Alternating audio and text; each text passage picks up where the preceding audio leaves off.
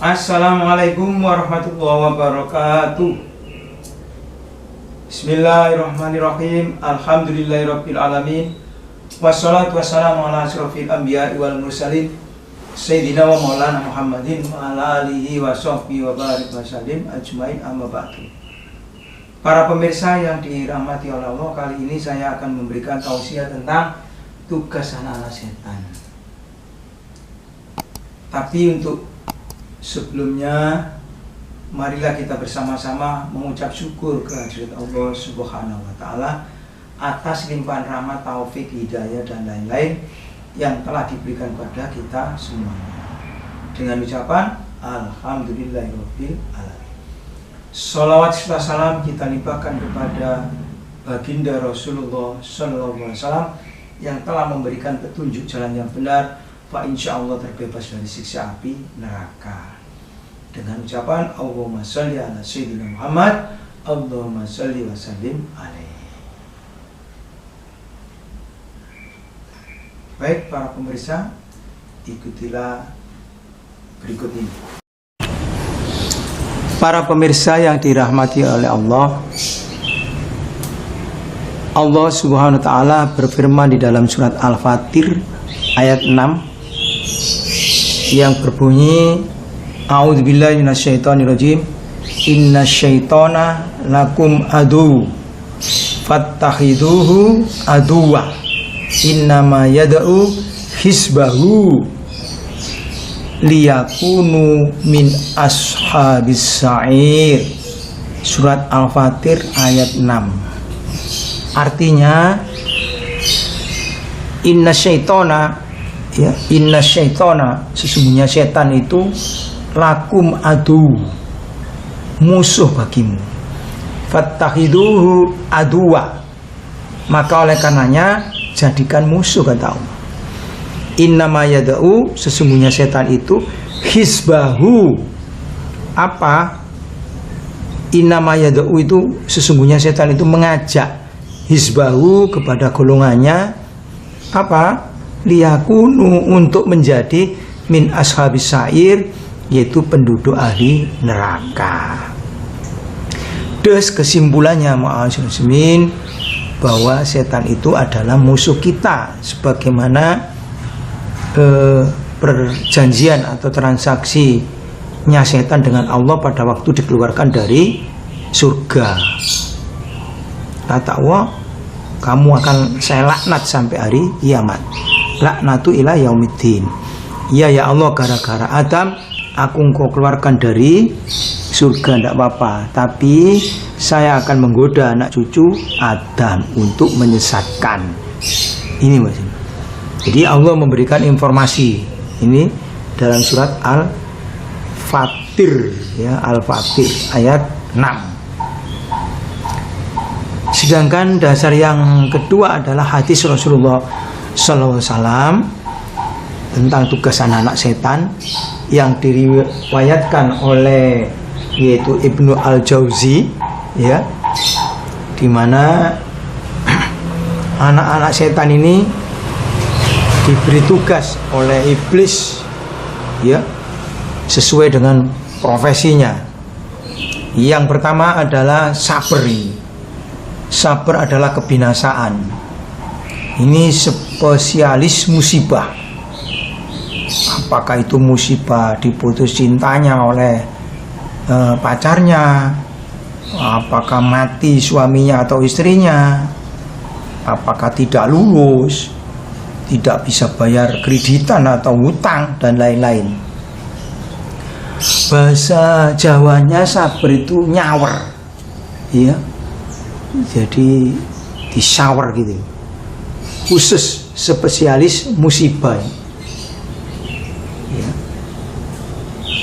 yang mengajak kepada kecelakaan, mengoyak-ngoyak baju, menampar pipi, melakukan perbuatan jahiliyah. Ya, misalnya anaknya mati, apa itu tenggelam, kebakaran, kecelakaan, dan lain-lain, atau putus cinta. Ya, kalau sudah putus cinta, maka setan itu Sabar ini membisikkan ke dalam dadanya manusia. Alladzi yuwaswisu fi sudurin nas, membisikkan dalam dada manusia. Ayo bunuh diri ya kon, gitu ya. Supaya apa? Putus asa. Sebagaimana diterangkan dalam Quran, apa surat Yusuf, yaitu ayat ini 87 yang berbunyi A'udzubillahi minasyaitonirrajim wala tayasu. Maaf kaum muslimin, para pemirsa, memang bunyinya demikian, wala tayasu. Apa mirrohillahi, dan janganlah kalian putus asa akan rahmat Allah. Jadi putus asa itu bahasa Arabnya tayasu. Mirrohillah, dari rahmat Allah, kasih sayang Allah. Kamu putus cinta itu ya harus husnudon terhadap Allah, kepada Allah.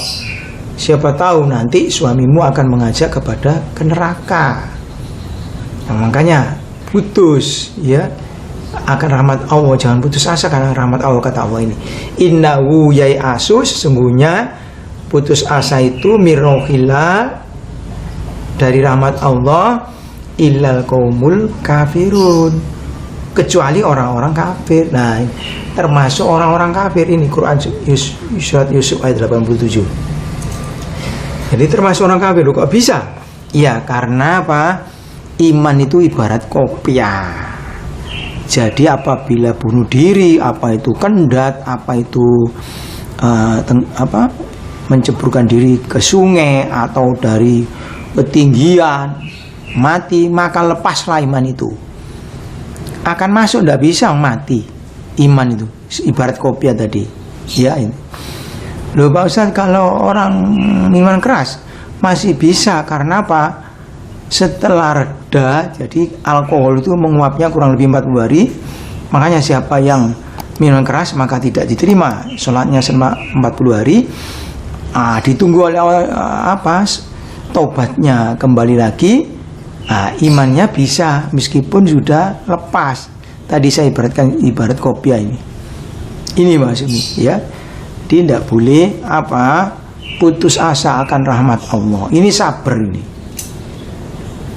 Ditinggal mati anaknya, ya akhirnya gila. Suaminya diputus PHK, gila. Ya banyak ini. Seharusnya harus sabar kata Allah. Ya ayyuhalladzina amanu, orang-orang beriman, wasbiru kama sabaru ulul azmi. Wasbiru kama sabaru ulul azmi. Bersabarlah seperti para ulul azmi. Siapa saja itu? Ya seperti Nabi Nuh, ya itu ya. Sabar. Anaknya dipanggil oleh Nabi Nuh. Ya irkam mana? Aslinya irkab ya. Pada umumnya itu kafir. Ya irkam mana? Hai anakku, naiklah ke kapalku. Tidak mau Kan'an itu. Sabar ma'azmi itu ya. Nabi Nuh dakwanya aja hanya mendapatkan kurang lebih 60 orang. Padahal diberi usia oleh Allah 950 tahun. Ini ya. Nabi Nuh, Nabi Ibrahim ya. Ya, sabarnya bukan main juga ya. Nabi Nuh, Nabi Ibrahim, Nabi Musa dikejar oleh Fir'aun ya. Nabi Isa, apalagi Nabi Muhammad, Masya Allah ya, ditinggal wafat oleh istrinya tercinta Siti Khadijah radhiyallahu anha dan pamannya Abu Thalib. Apalagi diajak masuk Islam juga tidak mau, pada waktu wafat tetap ya kafir. Ini sabar, sehingga Allah mengajak untuk direkreasikan ya, yaitu yang disebut Isra Mi'raj. Ini maksudnya ya. Jadi harus sabar. Innallaha ma'as sabirin, sesungguhnya Allah beserta orang-orang sabar. Ya, jangan putus asa. Ya. Makanya kata Sayyidina Ali, kenapa aku harus sabar? Karena api itu kalahnya dengan air. air kalahnya dengan tanah, tanah kalahnya dengan manusia, manusia kalahnya dengan ngantuk. Kalau sudah ngantuk, manusia harus kalah. Nah, ngantuk kalahnya dengan apa? Dengan susah. Punya kreditan banyak, ya, waktunya mau bayar susah. Nah, susah itu kalahnya dengan sabar. Innallaha ma'as sabirin, sesungguhnya Allah beserta orang-orang sabar. Para pemirsa yang dirahmati oleh Allah, yang kedua adalah akwar. Akwar ini picak sebelah matanya, bahasa Jawanya picak, ya. Ini spesialis perzinahan, ya. Jadi membisiki dalam dada manusia.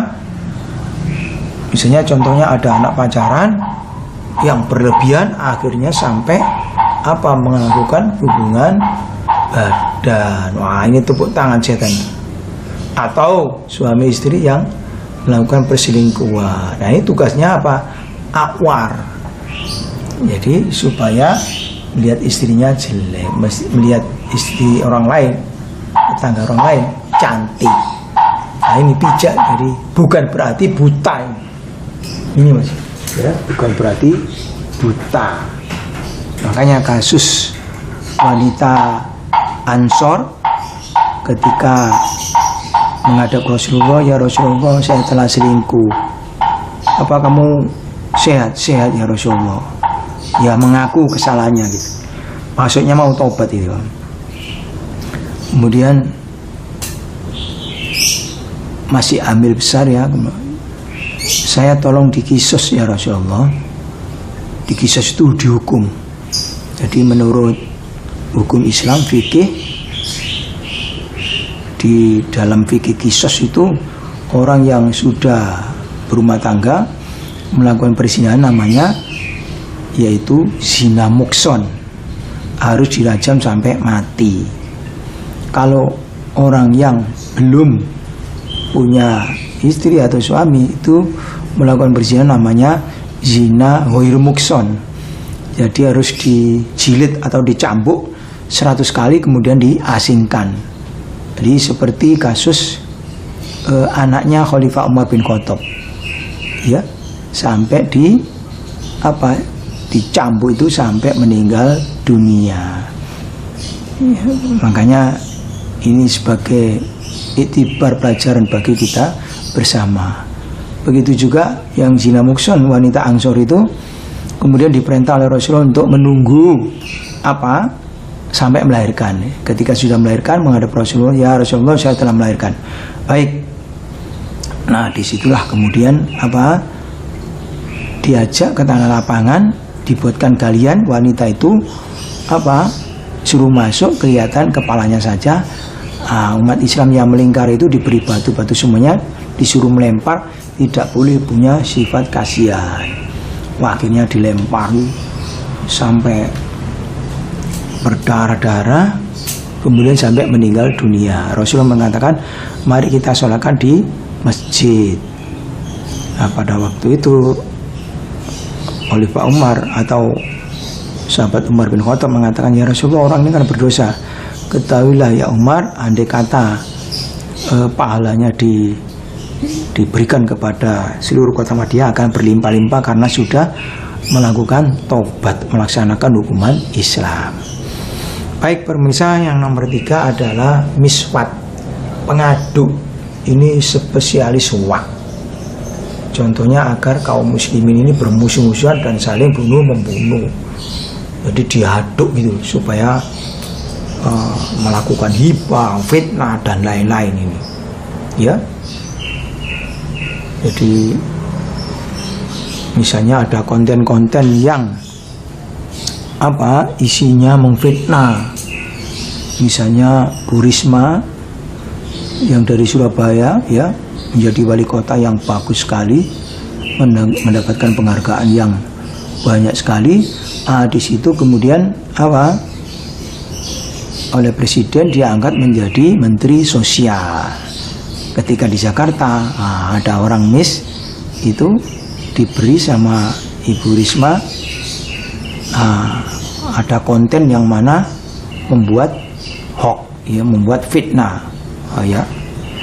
Jadi konten YouTube sehingga katanya pencitraan ya, padahal keluar dari dinas sosial itu, ya nggak kerasan gitu loh. Nah, ini tidak boleh sampai bisa menjurus ke arah fitnah. Al fitnah itu asadu minal qatl. Fitnah itu lebih kejam daripada pembunuhan, ya, kita hindari. Baik para pemirsa yang dirahmati oleh Allah, yang nomor 4 adalah dasim. Dasim ini mengunci spesialis adalah perceraian, ya. Jadi mengancam rumah tangga agar tidak tentram, senantiasa saling curiga mencurigai dan saling tidak mencintai suami istri. Jadi suami masuk rumah ketika dari kantor atau dari bekerja, di situ sudah istri sudah mencurigai, telat. Nah ini ya, sudah suudzon. Seharusnya mendoakan dan husnudzon, baik sangka. Jadi di situ diaduk, akhirnya sampai tukaran ya, berkelahi. Di situ akan terjadi talak atau perceraian. Harus sabar, harus husnudzon. Kalau telat ya, mungkin kok belum pulang ya, mungkin banyak gembos, bocor atau. Jadi jangan sampai mengatakan, wah, dalam hati, wah, jangan-jangan suamiku ini selingkuh. Nanti selingkuh sungguh. Ya, kata Allah dalam hadis qudsinya, hadis qudsi itu di mana firman Allah yang tidak dimasukkan dalam Al-Quran. Jadi prasangkamu, prasangkaku, kata Allah, ya. Jadi prasangkanya hambanya itu sama dengan prasangka prasangka hambanya ya prasangkamu ya prasangkaku. Ya kon duwe prasangka ngono, apabila kamu punya prasangka itu ya nanti bisa sungguhan. Gitu loh. Ya. Jadi supaya cerai, Pak. Makanya masuk rumah harus a'udzubillahi minasyaitonirrajim, karena dalam rumah itu kadang-kadang banyak setannya ya. Masuk rumah baca qul huwallahu 3 kali, ayat kursi, sholat, wah Pak, gak masuk-masuk lah.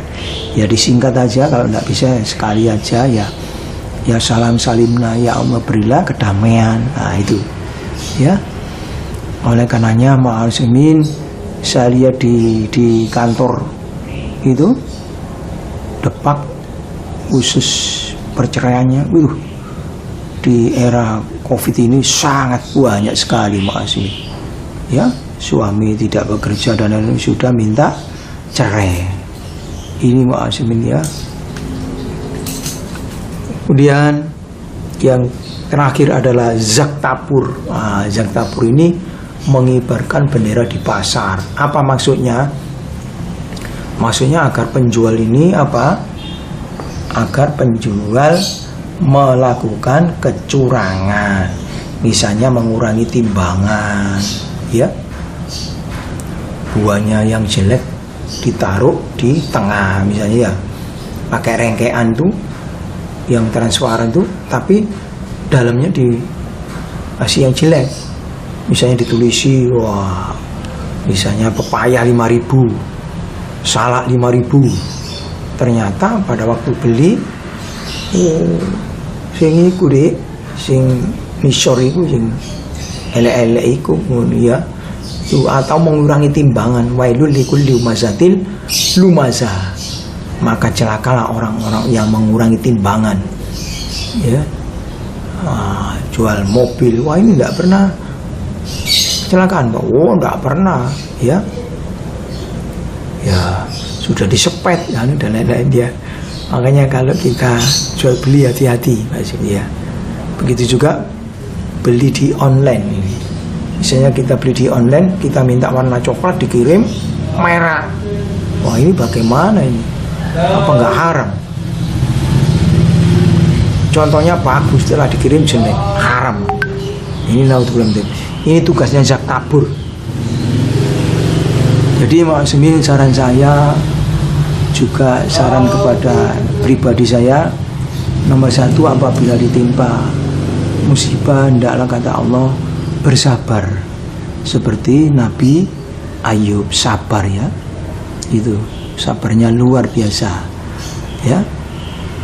Apabila ditimpa musibah sering-seringlah yaitu berdoa Ismul A'dham ini doanya Nabi Yunus, la ilaha illa anta subhanaka inni kuntu minadh-dhalimin fastajabna lahu wa najjaynahu minal gham wa kadzalika nunjil mu'minin, la ilaha illa anta subhanaka inni kuntu minadh-dhalimin fastajabna lahu wa najjaynahu minal gham wa kadzalika nunjil mu'minin. Nah, ini doanya Nabi Yunus ketika masuk dalam perut ikan. Ini juga disebut Ismul A'dham yang mudah dikabulkan oleh Allah. Jadi apabila kita baca ini, insya Allah susah-susah akan dihilangkan oleh Allah. Demikian maksudnya, semoga bermanfaat masalah hafidh dini wa dunya wal akhirah. Kurang lebihnya mohon maaf yang sebesar-besarnya. Wallahu muwaffiq ila aqwamit thoriq. Wassalamualaikum warahmatullahi wabarakatuh.